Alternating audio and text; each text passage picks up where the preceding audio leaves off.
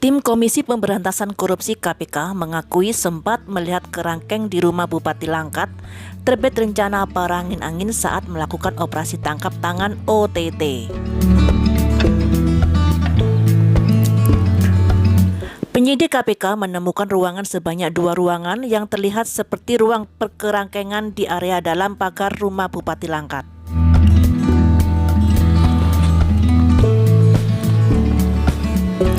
Sebelumnya, Migran Care menemukan penjara pribadi belakang kediaman Bupati Langkat. Terdapat 40 orang pekerja yang ditahan di dalam jeruji besi tersebut.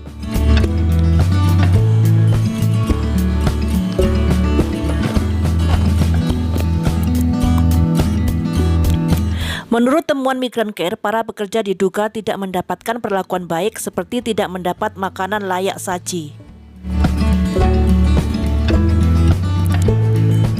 tidak mendapatkan upah gaji yang sesuai atau bahkan tidak digaji serta mengalami perlakuan penganiayaan dan penyiksaan kepada para tahanan pekerja sawit itu.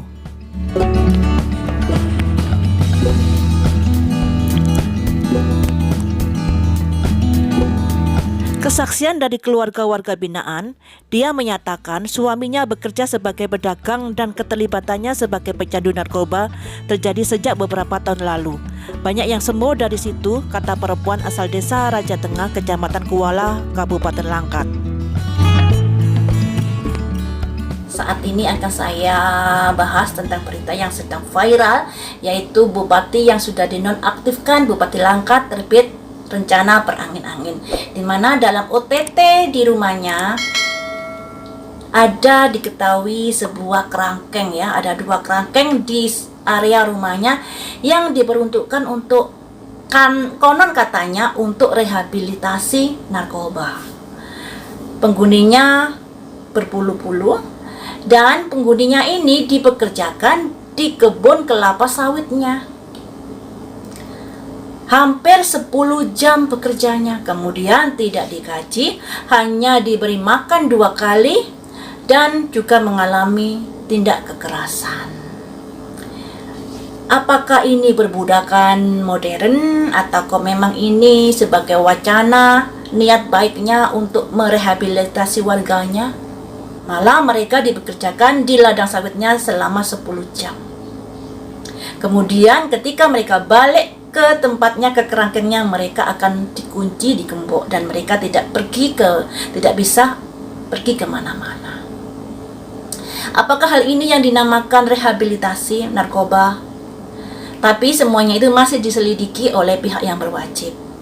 Dan kalau rehabilitasi narkoba, kerangkeng itu tidak punya izin.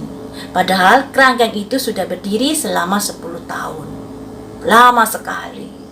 Baru diketahui saat ini karena ada pemeriksaan dari KPK yang bertandang ke rumahnya saat itu.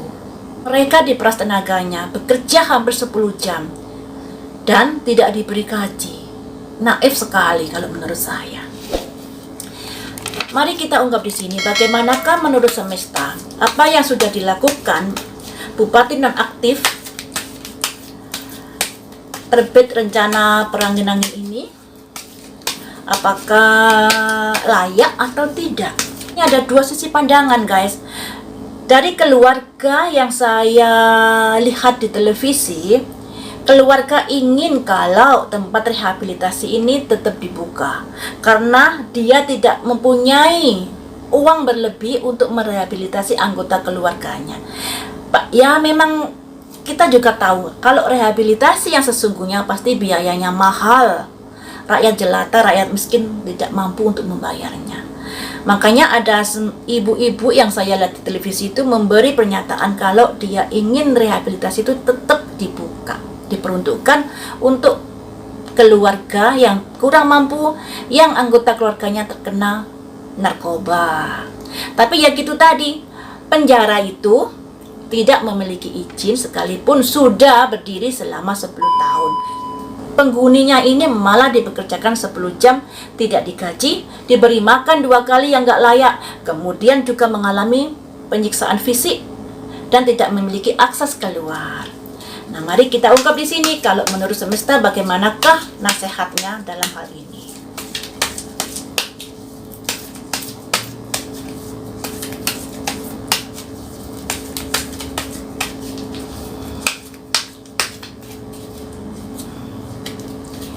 ada simbol kindred partnership ya, sebuah hubungan. Selanjutnya ada simbol your high herself, merasa dirinya yang paling tinggi. Selanjutnya present power, kekuatan saat ini, dimana kan dia adalah bupati ya. Kemudian di sini ada simbol true love, cinta sejati. Selanjutnya transformasi.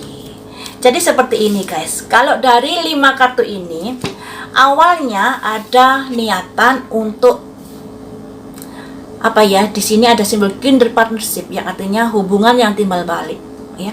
Bapak terbit ini mendirikan rehabilitasi tersebut untuk hubungan yang timbal balik.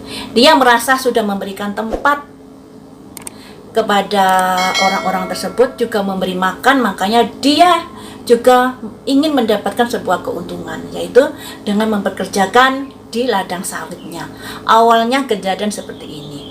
Dan ada your high herself, merasa dirinya yang paling tinggi. Apalagi present power, kekuatan yang dia miliki ya. Dan dia nggak merasa bersalah selama ini karena dia merasa sudah memperlakukan mereka dengan baik.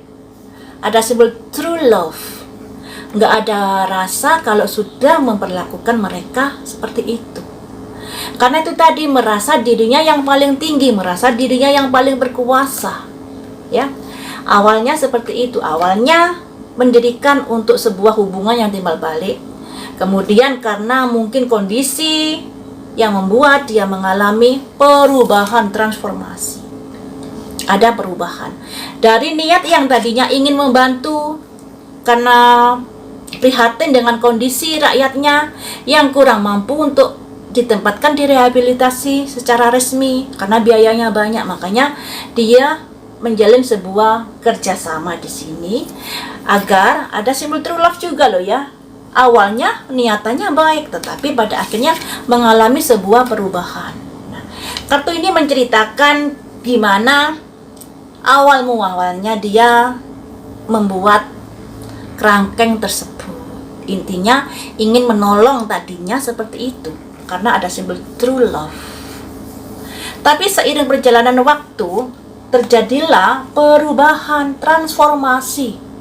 Kemudian, apa yang sudah dilakukan terhadap transformasi ini? Mari kita ungkap di sini.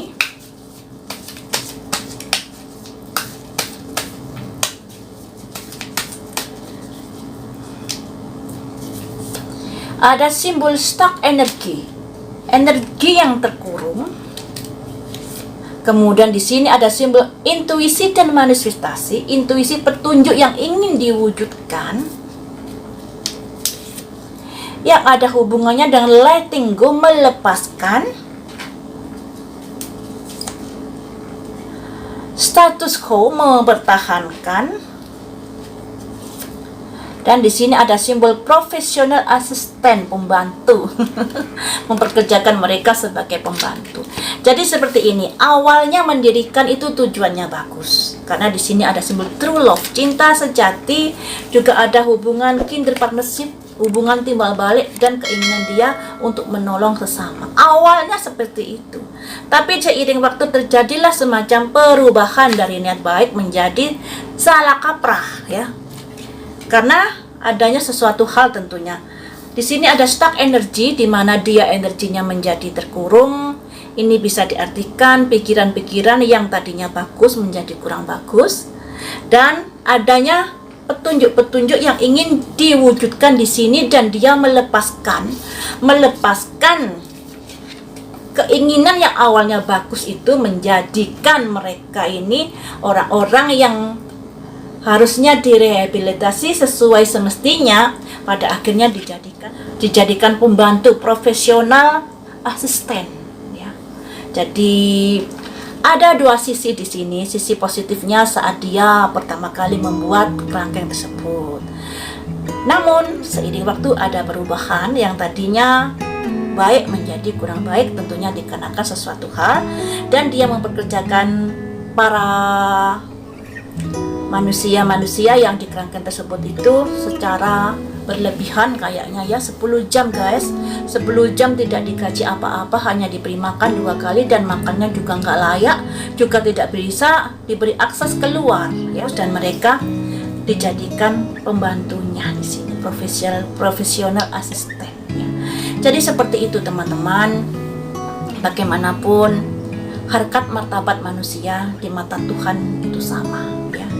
Jangan jadikan mereka budak, jangan jadikan mereka diperas tenaganya. Bagaimanapun mereka mempunyai jiwa, mempunyai rasa keluh kesah, rasa sakit hati, rasa kebedian yang harus kita mengerti.